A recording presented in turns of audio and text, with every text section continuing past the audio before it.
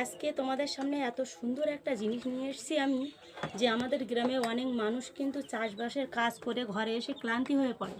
তখন কিন্তু আমাদের কিছু কিছু মানুষের কাছে অর্থবিত্ত বেশি থাকে না, তাদের শরীরে যে স্লাইনটা কম হয়ে যায়, মানে বিলে বা জমিতে কাজ করার পরে যে ঘাম ক্লান্তিটা বেরিয়ে যায়, তখন কিন্তু বাড়িতে এসে মানুষ অসুস্থ হয়ে পড়ে। তো তার জন্য একটা সহজ উপায় নিয়ে এসেছি, যে খুব তাড়াতাড়ি কিভাবে যে নিজের শরীরের স্লাইন জলটা তৈরি করে নেওয়া যায়। তো দেখতে থাকো, তোমাদের কাছে খুব সহজ উপায়ে ঘরে বসে ঘরোয়া পদ্ধতিতে আমি খুব সুন্দর সুন্দর জিনিস দিয়ে স্লাইন জল তৈরি করে দিচ্ছি। কারণ গ্রামের অনেক মানুষের তোমার গ্লুকন্ডি বা অরেঞ্জ গ্লুকন্ডি কেনার পয়সা থাকে না। তো দেখো আমি স্লাইন জল তৈরি করার জন্য কি কি নিয়ে নিলাম। প্রথমে নিয়ে নিলাম লেবু, নিয়ে নিলাম 4 পিস।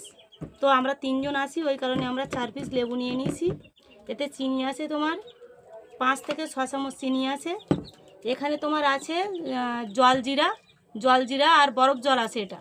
এটাতে জলজিরা বরফ জল দেওয়া আছে। এখানে আছে লেবু। আর আমাদের এখানে আমরা 3 জন মানুষ, তো 3 জন মানুষের জন্য আমি 3 গ্লাস জল নিয়ে নেব। তো প্রথমেতে আমি যে জলজিরা আর বরফ জলের সাথে জলজিরা দিয়ে যেটা তৈরি করে রেখেছি, সেটা এখানে আমি নিয়ে নিচ্ছি। তোমরা এটা ঘরে করে খেয়ে দেখলে বুঝতে পারবে যে কতটা সুন্দর, কতটা টেস্টি, আর শরীরে কতটা এনার্জি আসে। আমরা প্রচুর কিন্তু খাটাখাটনি করি মানুষ। তো আমি 1 গ্লাস জল দিয়ে দিলাম।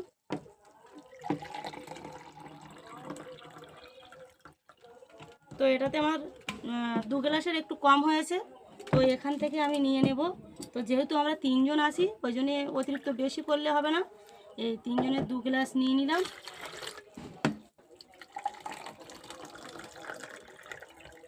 আর এই 3 গ্লাস তো আমার ছেলে, আমি আর আমার বর, মানে আমরা 3 জন খাবো।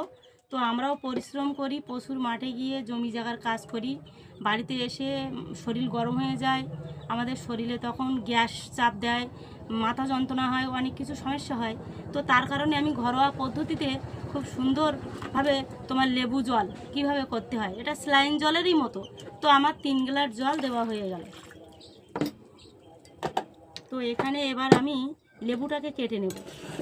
লেবুটাকে কেটে নেওয়ার আগে, তার আগে আমি চিনিটা দিয়ে দেব।